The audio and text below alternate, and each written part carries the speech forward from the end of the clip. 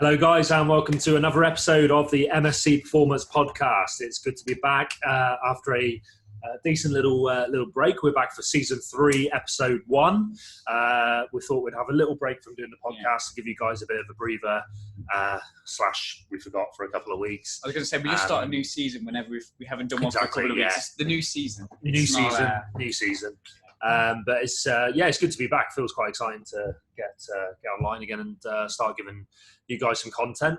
Today we're going to have a little bit of a catch up about a few things as to what's been going on in the world of MSC and with our own individual trading, and we will lead that into some topics around how to train under pressure, whether that's injuries, whether that's busy periods at work, etc., how we can sort of what we call minimum dose, where we can get away with not training as much as usual or as heavy as usual and still maintain a strength stimulus and enough volume to keep us going. So that's going to be the kind of main topic of conversation as we go through the season. We're going to be going into all sorts of different subjects.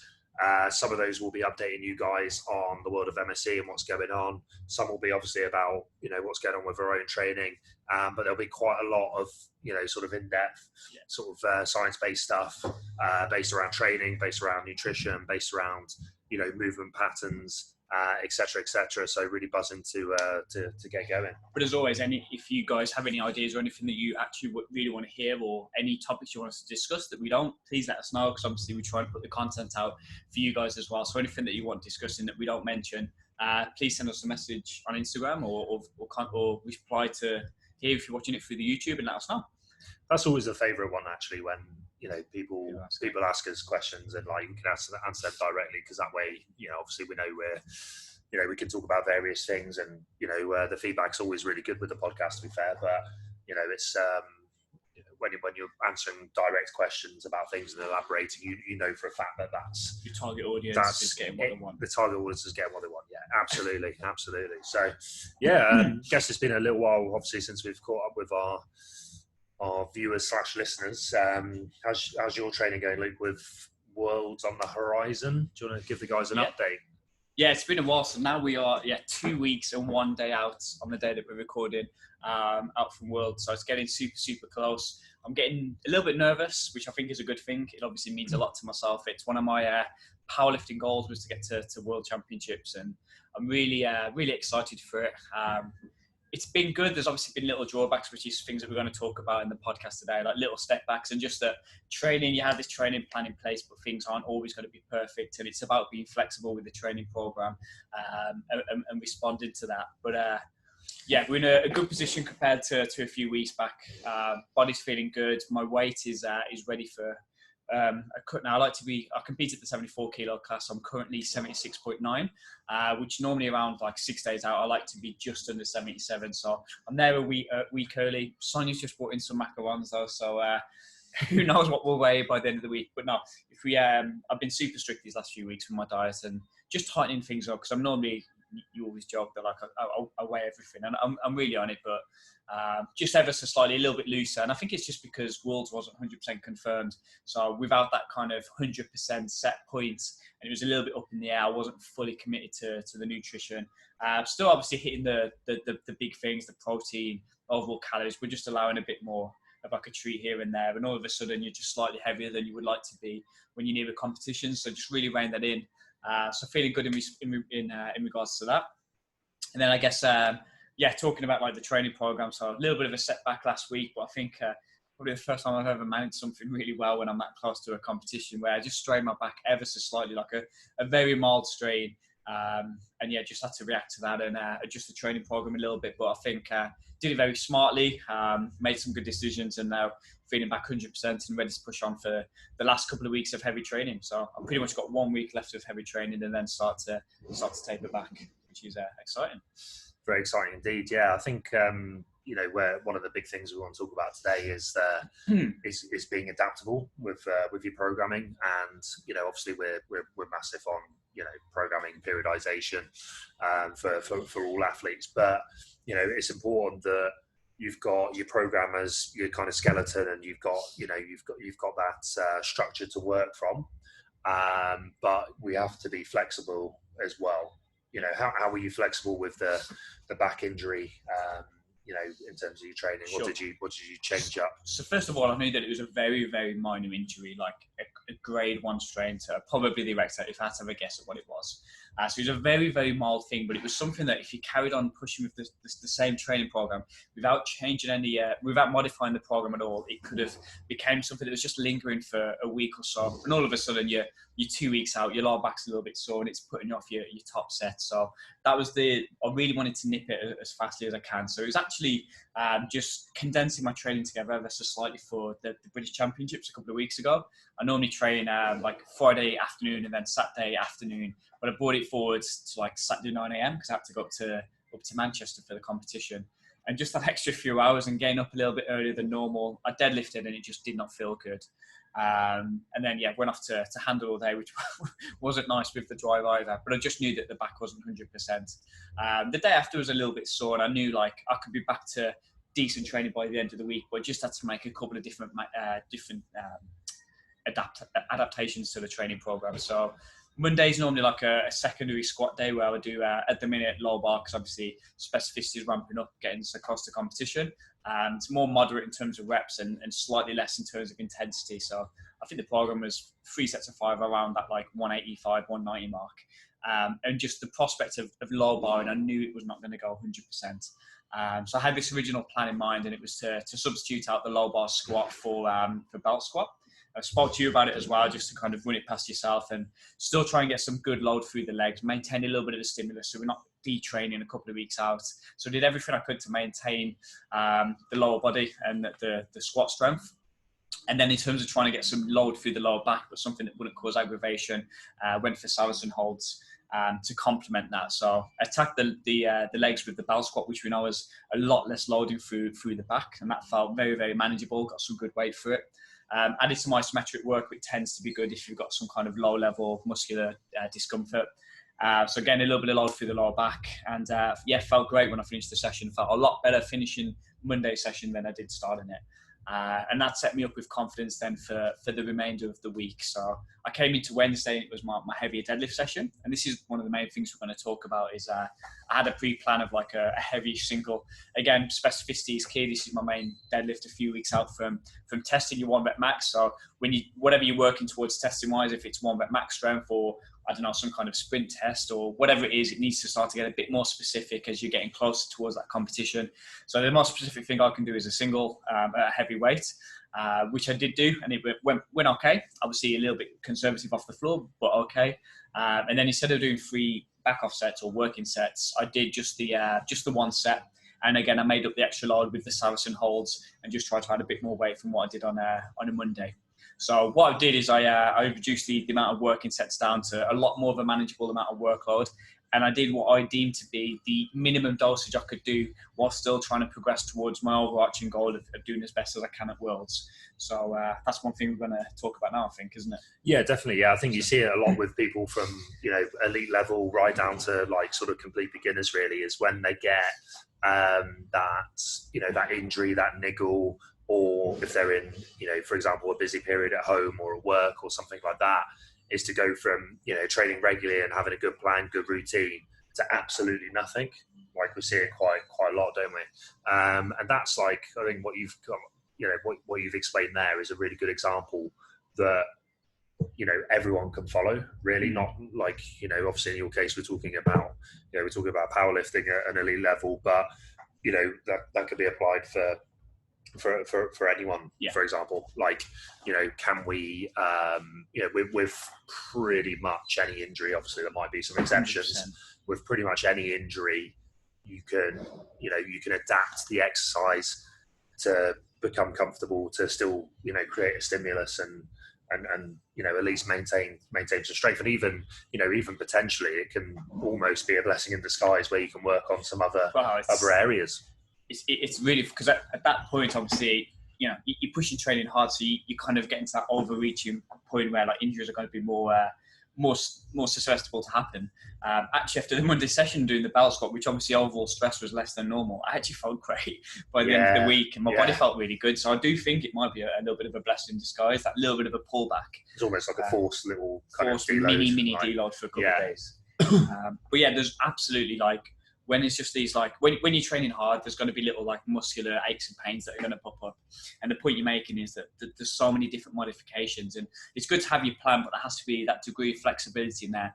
And obviously in an ideal world, you're going to keep pushing on with volume and intensity, and your body's going to feel great, but it's about just being reactive when there is actually little things that pop up. So if you hurt your shoulder and you're trying to push your squats for, I don't know, sets of 8 and it's uncomfortable, maybe swapping it for a safety bar, or, you know, even just making little adjustments to your grip, which might affect your strength, just getting as much as you can out of the training without causing further discomfort.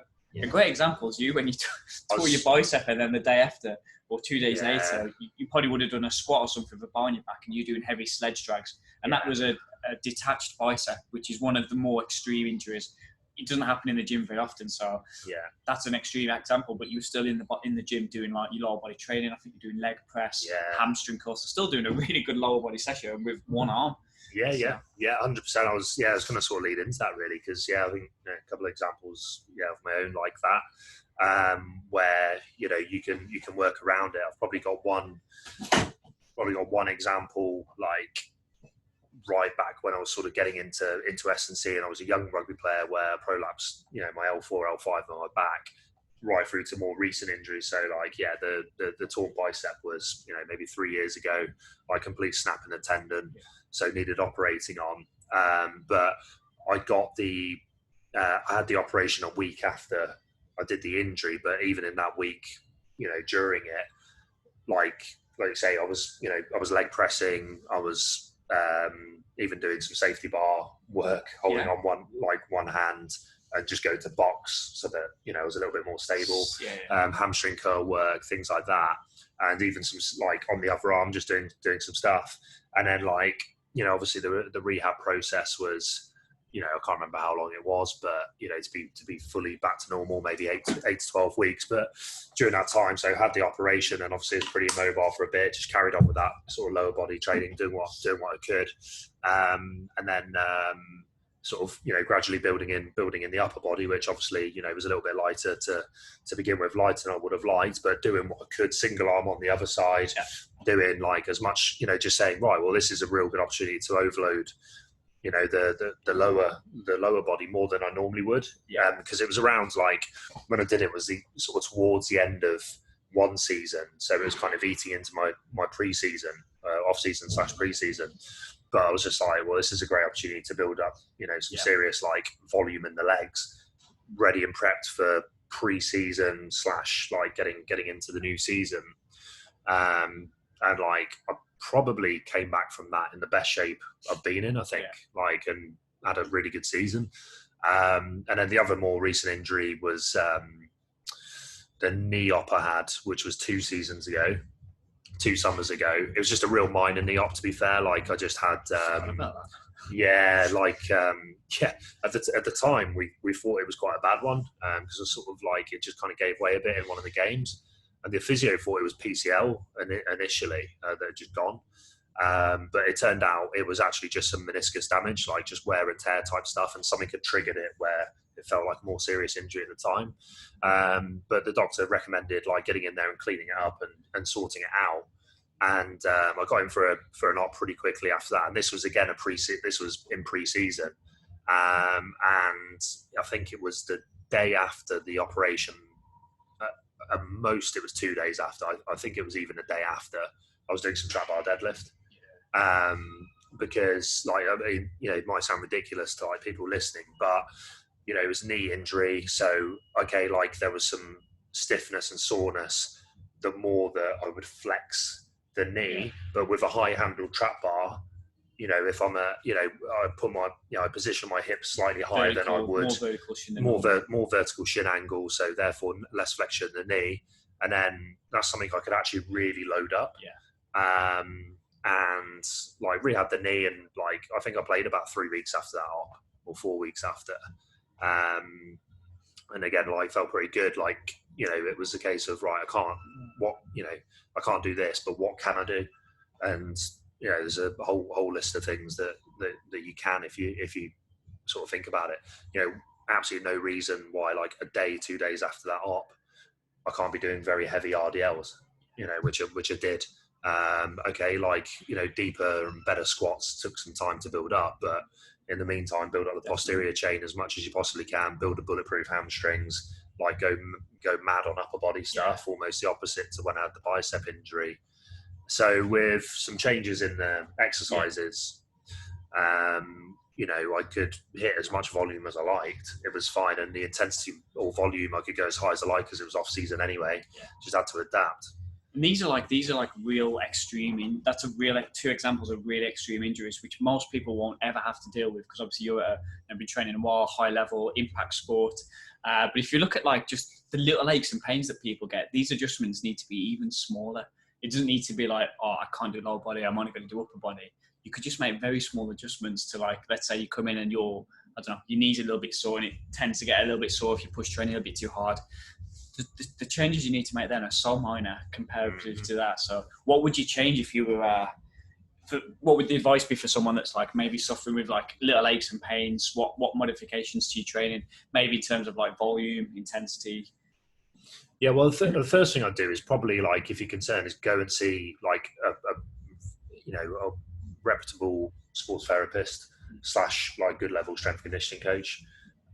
Got that, them hot stones, haven't we? Got them stones as well, yeah. Could do a bit of stone treatment. Stop on your knee after an op and you're good to go.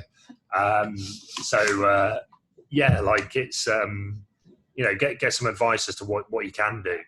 I don't know if this is going off topic a little bit, but like right back in my early 20s, like when I was like 21, I think, I prolapsed my L4, L5 on my back. It was like the worst injury I've had. It was like just horrible pain, like constantly.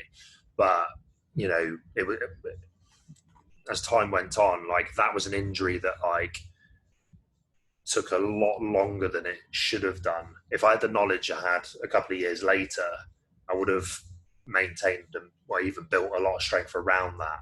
Like there were times where it was, pretty painful to do much at all. But like, if I'd known a bit more, I could have trained around that a lot more than I did. Whereas I just stopped playing for like, 3-4 years. Like didn't really train much in the gym for about a year, I think.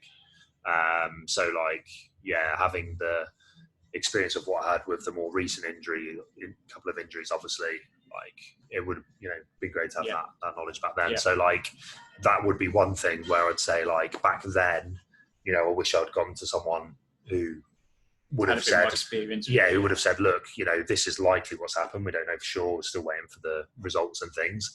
But in the meantime, can you do this? Can you do that? And then we'll work with what we've got. Sorry, trying to think back to the question. Sorry, but I'll take it. Go for it. Yeah, one of the things I wanted to talk about was a couple of studies coming out on like the minimum dosage of training. So like when you are injured, and it also helps when it's also something to consider if you've got periods of training or periods of time in your life where things are a little bit busier or like work stressful. And just like the adjustments you can make to your volume to try and like maintain a stimulus or even to progress, but maybe not quite to the full effect. So you're not trying to find the most optimal amount of training, but you're trying to find more manageable load and the minimum dosage you can do to still make progress or a meaningful amount of progress compared to the hard sets. So there was a study, I can't remember the author, but it was it was based on powerlifters. So it was looking at powerlifters and like it asks the coaches and the lifters before how much progress would they accept as like a good amount of progress. And then they found the minimum dosage that it was to try and get that amount of progress. So rather than like a negligible amount, like still a worthy amount of progress. And they found that doing like a heavy single, I think it was a 9 RPE, and then just 2 sets of 3 of 80% of that single was enough to still make good progress. And that is a hell of a lot less training than the majority of people do. It's 2 sets and 1 heavy single. So 7 reps. So like the example I gave when I'd hurt my back, I did one triple that was higher than the 80%, and I did a heavy single that was around like, slightly less than a 9 RPE. But yeah, reducing that training down. So if you're going through a period of time where like you're injured and you can't handle that much volume, or if you're just super busy at work or you haven't got much time to commit to the gym, you could still make like good progress with such a low amount of training. Because to do 2 sets of 3 and a single would take you realistically 20 minutes, that, like to warm up, and that's like your main lift. And then you could do the rest of your exercises supersetted or something to save time. But if you've got a little niggle, then you need to save on the training time where you can't handle that much volume. If you strip it back to like the minimum dosage that you can do which is probably 2 sets around like that 80% for fairly low volumes. Triples at 8% low. Like most people can get at least 6 to 8 reps, maybe more. So it's a very low RPE set, but it's enough still to make good progress. And if you're finding that your knee or your back or your shoulder, whatever it is getting uncomfortable with pushing the heavier training loads, if you just ease things back for a couple of weeks, the little niggles that we deal with, these aren't like herniated discs, these are little niggles that happen from training hard. If we know that like there's a big correlation between training volume and these little niggles. So if you're going through times where you're pushing training hard, you find your body's just a little bit beat up, you can ease it back to this level of work where it's around 2 working sets, maybe a heavy single to get that little exposure to the heavier weights and the stimulus. And that's still enough to make progress. Yeah. It's not even the minimum to maintain. With that, you'd probably still make progress on average, according to the study. So if you did like one set as a minimum, that would probably be enough to maintain. Amazing study, like that, you know, on good level lifters as well. That's not like average Joe. That's incredible. Because I think like the thing we bang on a lot about is consistency and sustainability. Like 2 key words for whatever your training goals are. You know, are you training regularly, and is it an amount that is sustainable? They're the key things, and I think it's really good for people to know that, you know, like I say, you, for example, you set yourself very high standard. You know, since I've known you, I don't think I've ever known you to miss a training session. So that's consistency, and you make it sustainable because you enjoy it, because you manage the training loads correctly. And there's various factors, but also one of those factors is when you've had the niggles and that happen. Let's be honest, like they happen for pretty much everybody, and especially if you're pushing, you know, we're talking about lifting heavy weights here, you know, in a repetitive way to many extents. It's a hard sport. So, you know, they're going to happen, but what you've managed to do is maintain like sustainability by thinking around these and adapting, you know, because I mean you've got a really good injury record, but you've had niggles, of course you have. So you know you've not stopped and said, right, I'm going to have a week off or 2 weeks off or a month off or whatever it is. You've done your belt squat instead of your back squat. You maintain the stimulus. You know, you've done what you can to to fix the injury around that. But you've not just like thrown the baby out of the bathwater and said like, well, I can't do it. I can't squat. I'm fucked. You know, I can't do my heavy back squat. You've used the tools that you can, and there's always a way to work around them. So I think that's really, really interesting. And it's also really good to know this information for like I said, periods of time where like, you know, things are busy, but also like your deloads and your intro weeks where you're having, which is another thing you talked about with load management. You've got your periods of training where you're pushing hard, then you have to have a deload week. So with your deload, you don't want to detrain, but you're dropping normally the volume down. The intensity to some extent is probably down, maybe like 10%. But we know then that if you drop your sets down to 2 sets from 3 or 4 sets, that you're still doing enough to kind of at least maintain, potentially still make some decent progress. And then when you come back to your hardest weeks, you're going to be a little bit more recovered and you're not going to be detrained. So it's having these periods of time, both like your deload weeks, your intro weeks, and then also like post competition where, you know, your body's a little bit sore. Same for you when you're coming back into like your, you know, your off season or even your pre-season, and then you're dropping the volume down a touch, facilitating recovery, but you're still doing enough to make progress in certain aspects of your training. So you're probably getting a little bit stronger, but you're facilitating the recovery, which is the most important. 100%. Yeah. Like when we get into season, it's game every Saturday. It's, you know, a couple of trainings, you know, conditioning sessions a week down the club and whatever. And it's like, it's pretty relentless.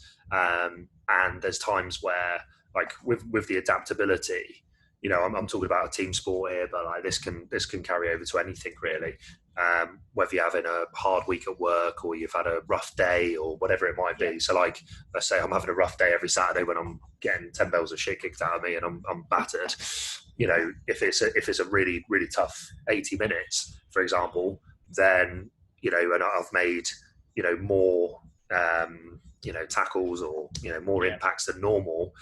Realistically, that Monday, Tuesday session might not be absolutely optimal. Adapt, so I might have to drop a set, but what can I do? What can, you know, if I've got, you know, if I've got back squat on my program, that could be a change to belt squat.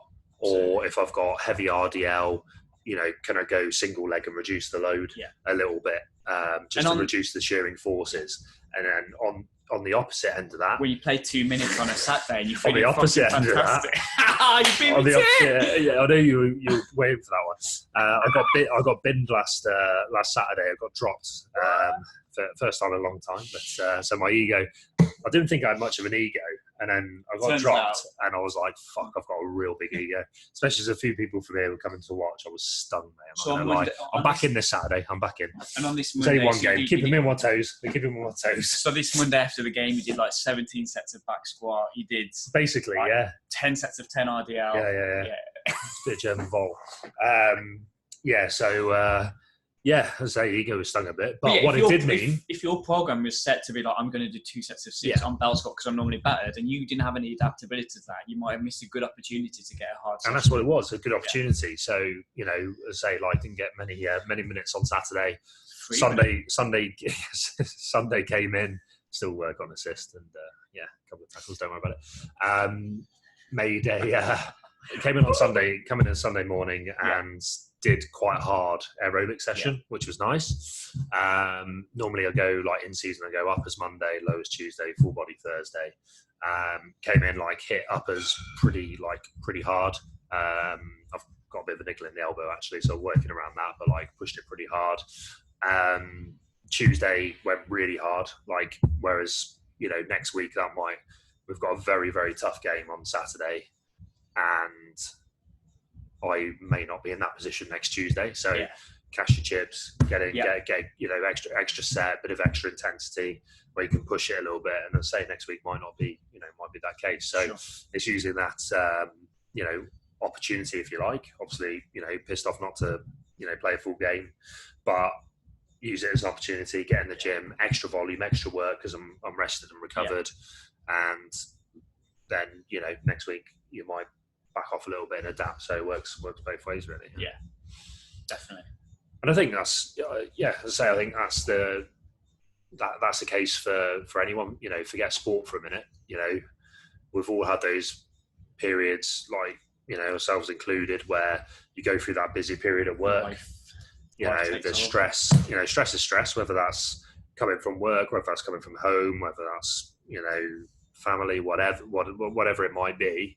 It has an impact. It has an impact on a lot of things. Fatigue levels, ability to do what we want to do sort of physically, and it's just important to have that adaptability and not just give up and think, I've had a shit week at work, I'm just not going to bother. It's the study shows, and something we've obviously known even without the studies for a number of years, is do something, get in, maintain it. Do you know what? If you're absolutely, if you're not an elite lifter, that's fine. And you've got back squat in your program and you're absolutely battered, don't do it. Don't do it. Don't do nothing. Yeah. Do a goblet squat, do a belt squat, do a split squat. Reduce the load. Exactly. If you look at the programming, programs now are very rarely stringent. You have to hit this percentage. I used to be real bad for that when I started off in S&C.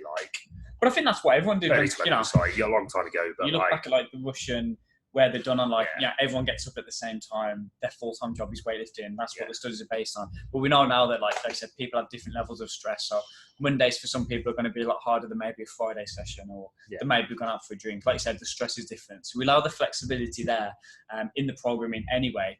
And then there has to be a level upon that where it's okay, so the minimum we want you to do 3 sets of 8 a day, work between this 7 to 8 RPE range.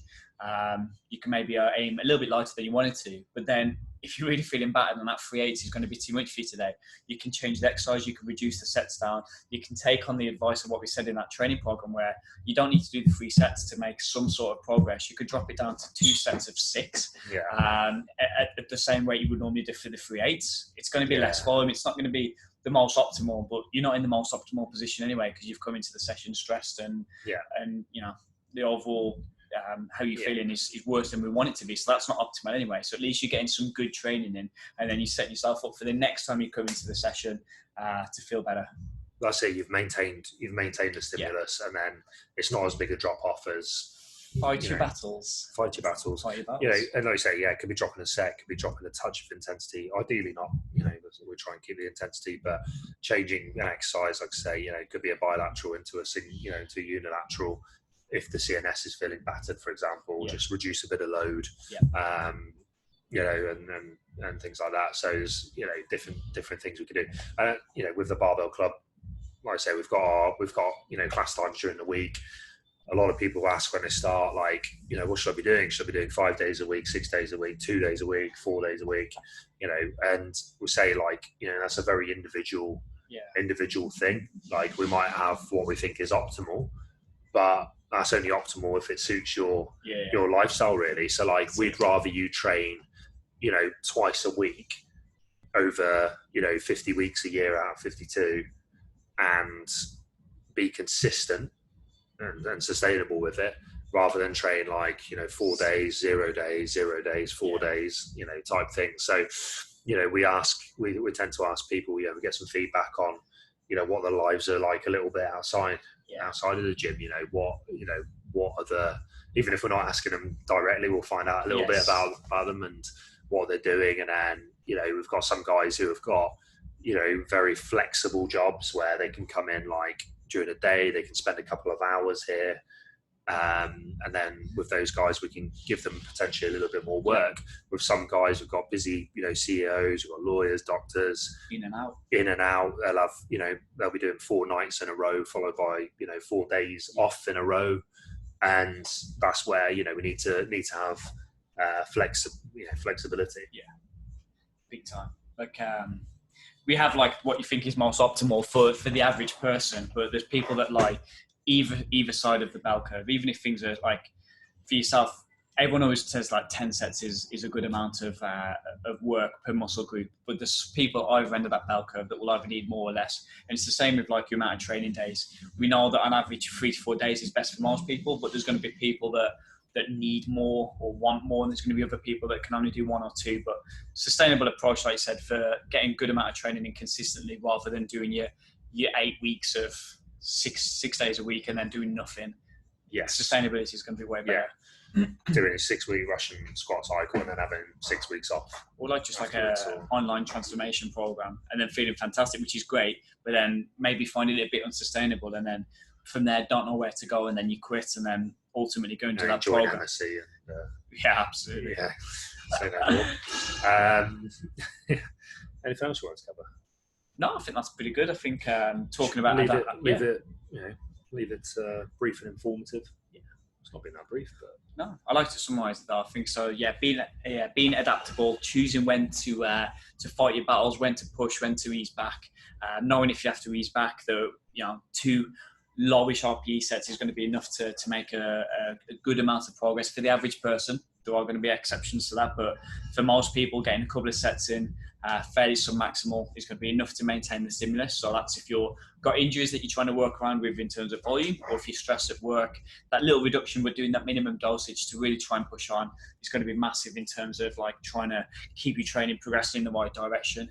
And on the flip to that, if you've got a period of time where you've had a couple of weeks off work, or work's a little bit easier, try and push on a little bit more.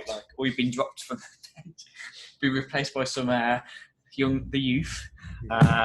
Using that as an opportunity to try and add a little bit more workload and try and optimize the training a little bit more, and being flexible in that respect for both injuries and stresses is a massive part of your overall training program and training life. Decent. Don't do nothing, do something. Goodbye.